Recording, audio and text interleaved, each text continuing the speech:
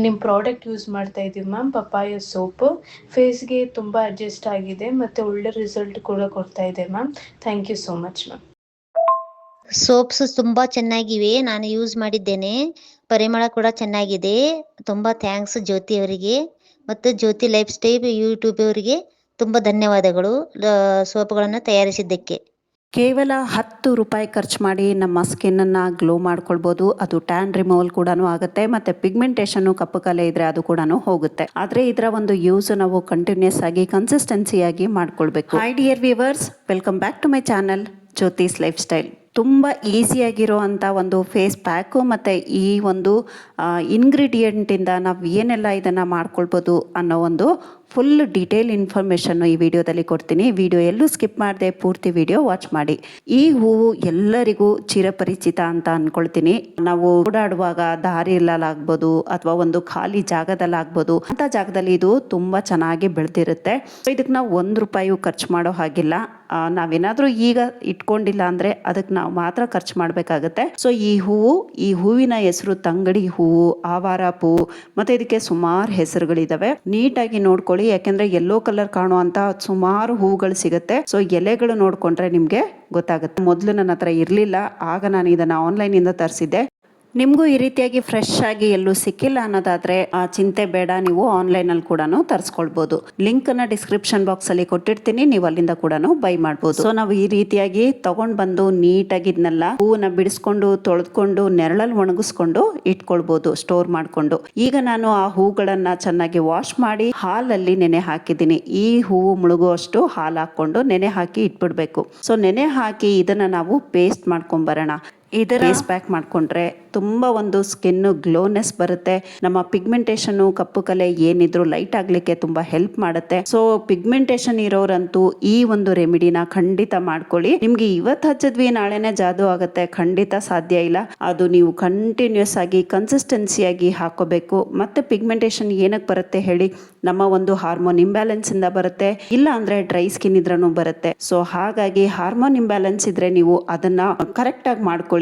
ನಮ್ಮ ಒಂದು ಡಾಕ್ಟರ್ಸ್ಗಳನ್ನ ಕನ್ಸಲ್ಟ್ ಮಾಡಿಕೊಂಡು ನಮ್ಮ ಇಂಟರ್ನಲ್ಲಿ ಏನ್ ಪ್ರಾಬ್ಲಮ್ಸ್ ಇದೆ ಅದನ್ನ ಸರಿ ಮಾಡ್ಕೊಳ್ಬೇಕು. ನಾವೇನೋ ಮೇಲೆ ಹಚ್ಚಿದ್ವಿ, ಇವತ್ತು ಸರಿ ಹೋಯ್ತು, ಮತ್ತೆ ನಾಳೆ ಹಾಗೆ ಬರುತ್ತೆ. ಸೊ ಅದಕ್ಕೋಸ್ಕರ ಹಾರ್ಮೋನ್ ಇಂಬ್ಯಾಲೆನ್ಸ್ ಏನಾದ್ರು ಇದ್ರೆ ಅದನ್ನ ಕರೆಕ್ಟ್ ಮಾಡ್ಕೊಳ್ಬೇಕು. ಜೊತೆಲಿ ನಾವು ಆರೋಗ್ಯವಾಗಿರುವಂತ ಊಟಗಳನ್ನ ತಗೊಳ್ಬೇಕು. ಹಣ್ಣು, ತರಕಾರಿ, ಕಾಳುಗಳು, ಮೊಳಕೆ ಕಟ್ಟಿದ ಕಾಳುಗಳಾಗ್ಬೋದು, ಸೊಪ್ಪು ಆಗ್ಬೋದು, ಯಥೇಚ್ಛವಾಗಿ ನೀರು ಕುಡಿಬೇಕು. ಮಿನಿಮಮ್ ಅಂದ್ರೂ ಒಂದು 2-3-4 ಲೀಟರ್, ಅದು ನಮ್ಮ ಒಂದು ಬಾಡಿ ವೇಟ್ ಮೇಲೆ ಹೋಗುತ್ತೆ. ಹಾಗಾಗಿ ಮಿನಿಮಮ್ 2 ಲೀಟರ್ ಅಂತೂ ಕುಡಿಲೇಬೇಕು ನೀರು. ನೋಡ್ತಾ ಇದ್ದೀರಲ್ಲ, ಈಗ ಇದಕ್ಕೆ ನಾನು ಏನೂ ಸೇರಿಸಲಿಲ್ಲ, ಪೇಸ್ಟ್ ಮಾಡ್ಕೊಂಡು ಬಂದೆ. ಮುಖನ ಚೆನ್ನಾಗಿ ವಾಶ್ ಮಾಡ್ಕೊಳ್ಳಿ, ಮತ್ತೆ ಸ್ವಲ್ಪ ಒರೆಸ್ಕೊಂಡು ಅದ್ರ ಮೇಲೆ ನೀವು ಈ ರೀತಿಯಾಗಿ ಪ್ಯಾಕ್ ಹಾಕ್ಕೊಂಡು 10 ನಿಮಿಷ ಇದನ್ನು ಬಿಟ್ಬಿಡಿ.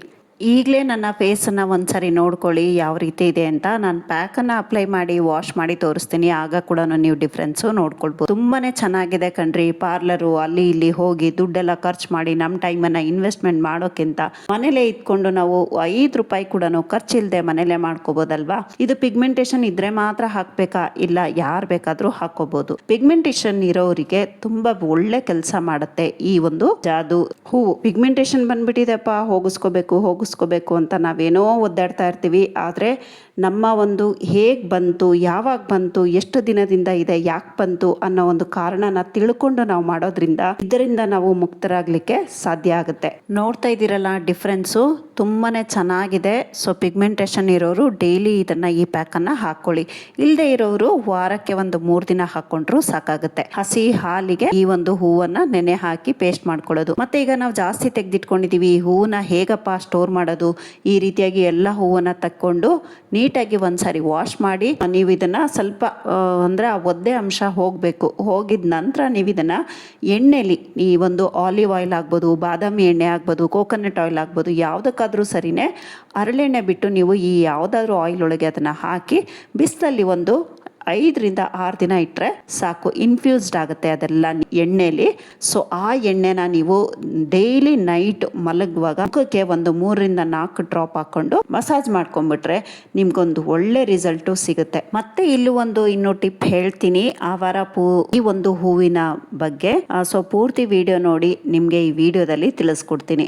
ನೆಕ್ಸ್ಟ್ ಈ ಒಂದು ಆವಾರಪೂ ಪೌಡರ್ ಕೂಡ ನೀವು ಮಾಡಿ ಇಟ್ಕೋಬಹುದು. ಅಂದ್ರೆ ಈ ಹೂವನ್ನ ನೆರಳಲ್ಲಿ ಒಣಗಿಸ್ಕೊಂಡು ಮಿಕ್ಸಿ ಮಾಡಿಕೊಂಡು ಜರಡಿ ಇಟ್ಕೊಂಡ್ಬಿಟ್ರೆ ನಿಮಗೆ ಹೂವಿನ ಪುಡಿ ರೆಡಿ ಆಗುತ್ತೆ.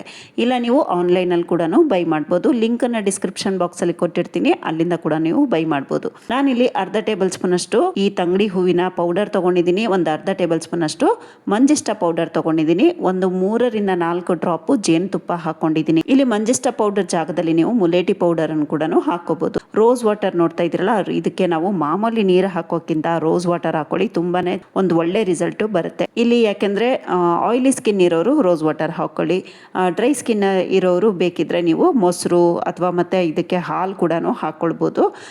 ಬೇಕಿದ್ರೆ ಇದಕ್ಕೆ ನೀವು ಒಂದು 2-3 ಡ್ರಾಪ್ ನಿಂಬೆ ರಸವನ್ನು ಕೂಡ ಸೇರಿಸ್ಕೊಳ್ಬೋದು. ಈ ಮಂಜಿಷ್ಟ ಪೌಡರ್ ಜಾಗದಲ್ಲಿ ಮುಲೇಟಿ ಪೌಡರನ್ನು ಕೂಡ ಹಾಕೋಬಹುದು, ಇಲ್ಲ ಅದನ್ನು ಕೂಡ ಇದಕ್ಕೆ ಸೇರಿಸ್ಕೊಳ್ಬೋದು.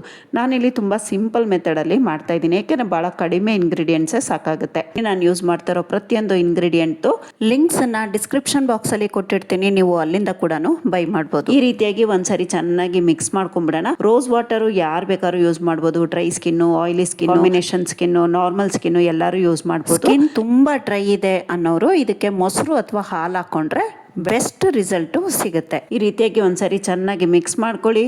ಮತ್ತೆ ನಾವು ಮುಖನ ಚೆನ್ನಾಗಿ ವಾಶ್ ಮಾಡಿಕೊಂಡು ಡ್ರೈ ಮಾಡಿಕೊಂಡು ಅಪ್ಲೈ ಮಾಡಿಕೊಂಡು ಒಂದು 15 ನಿಮಿಷ ಬಿಟ್ಟರೆ ಸಾಕಾಗುತ್ತೆ. ನಾವು ಆಗಲೇ ಇನ್ಫ್ಯೂಸ್ಡ್ ಒಂದು ಮೆಥಡ್ನ ನೋಡ್ಕೊಂಡ್ವಿ. ಈ ರೋಸ್ ವಾಟರ್ ಜಾಗದಲ್ಲಿ ಮತ್ತಿನ್ನೇನು ಹಾಕ್ಬೋದು ಅನ್ನೋದಾದರೆ, ಈ ನಮ್ಮ ತಂಗಡಿ ಹೂವು ಇದೆಯಲ್ಲ, ಆ ತಂಗಡಿ ಹೂವಿಗೆ ನಾವು ಬಿಸಿ ನೀರನ್ನು ಹಾಕಿ ಬಿಟ್ಬಿಡ್ಬೇಕು. ಒಂದು ಮುಷ್ಟಿ ತಂಗಡಿ ಹೂವಿಗೆ ಒಂದು ಅರ್ಧ ಗ್ಲಾಸ್ ಅಷ್ಟು ಬಿಸಿ ನೀರನ್ನು ಹಾಕಿ ಒಂದು 2 ಅವರ್ 3 ಅವರ್ ಬಿಟ್ಬಿಡ್ಬೇಕು. ಬಿಟ್ರೆ ನಿಮಗೆ ಆ ಹೂವಿನ ಅಂಶ ಎಲ್ಲ ನೀರಿಗೆ ನಮಗೆ ಇನ್ಫ್ಯೂಸ್ಡ್ ಆಗುತ್ತೆ. ಸೊ ಆ ನೀರನ್ನ ನೀವು ಈ ರೀತಿಯ ಪ್ಯಾಕ್ಗಳನ್ನ, ನೀವು ಯಾವ್ದ್ರದೇ ಪ್ಯಾಕ್ಗಳನ್ನ ಹಾಕೊಳ್ತಾ ಇರಿ, ಆ ಪ್ಯಾಕ್ಗಳಿಗೆ ನೀವು ಇದನ್ನ ಯೂಸ್ ಮಾಡ್ಕೋಬಹುದು. ಇಲ್ಲ ನೀವು ಇದನ್ನ ಟೋನರ್ ಆಗಿ ಕೂಡ ಯೂಸ್ ಮಾಡ್ಕೋಬಹುದು. ಮುಖಕ್ಕೆ ನಾನು ಅಪ್ಲೈ ಮಾಡಿದೀನಿ, ಒಂದು 15 ನಿಮಿಷ ಆಗಿದೆ, ತುಂಬಾ ಡ್ರೈ ಆಗೋಕೆ ಬಿಡೋದು ಬೇಡ. ನಾನು ವಾಶ್ ಮಾಡ್ಕೊಂಡು ಬಂದಿದ್ದೀನಿ.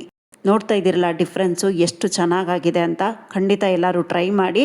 ಆ ತಂಗಡಿ ಹೂವಿನ ಇನ್ಫ್ಯೂಸ್ಡ್ 2 ಮೆಥಡನ್ನು ನಾನು ನಿಮಗೆ ತೋರಿಸಿದ್ದೀನಿ, ಹೇಳಿದ್ದೀನಿ.